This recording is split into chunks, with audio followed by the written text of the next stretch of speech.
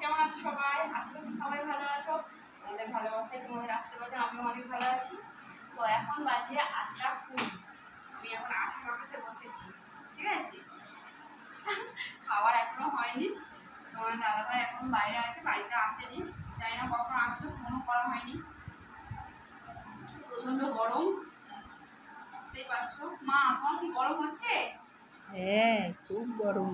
মায়েরও খুব গরম হচ্ছে, গরম একদম পড়েছে। মানে টিকতেই পারছি না, এত গরম হচ্ছে। যাই হোক, এবার আমি আঠাতে জল দিচ্ছি, তবে আমি আঠাতে জল দিলাম, এক্ষুনি বানিয়ে নেবো।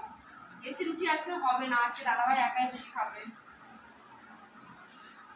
তো আমি খাবো জল দেওয়া ভাত, প্রচন্ড গরম, জল দেওয়া ভাত খেতে হবে। মা, তোমার কি খাওয়ার ইচ্ছা আছে? মা ওই দুটো মুড়ি খেয়ে শুয়ে পড়বো। মা মুড়ি খাবে। মায়ের প্রচন্ড শরীর খারাপ লাগছে, প্রেশার, মায়ের প্রচন্ড প্রেশার। তো প্রেশারের রুগী, তো ওই জন্য উনি মানে বেশি রাত জাগে না, তাড়াতাড়ি শুয়ে পড়বে।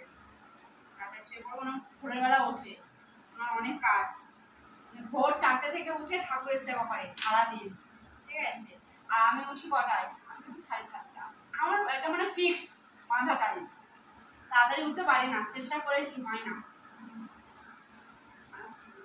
প্রচুর দেরি হয়ে যায়। তো যাই হোক, এখন বানাবো রুটি, আর তরকারি হয়ে গেছে, আর দুধও মানে মানে চাল দেওয়া হয়ে গেছে, তরকারি হয়ে গেছে, রুটিটা বানাবো, খাবো দাবো, ঘুম। ঘুম হবে কি করতে পারছি না, প্রচন্ড গরম। তো তোমরা সবাই কেমন আছো এত গরমে আমাকে কমেন্টে জানাও। আমি তো মানে খুব খারাপ আছি, খুব খারাপ, মানে আমার মতন খারাপ কেউ নেই, খুব গরম। তো তোমরা কেমন আছো আমাকে কমেন্টে জানাও। ভালো থাকো, সুস্থ থাকো, আমাকে সাপোর্ট করো, আমার পাশে থাকো। Good night, tata.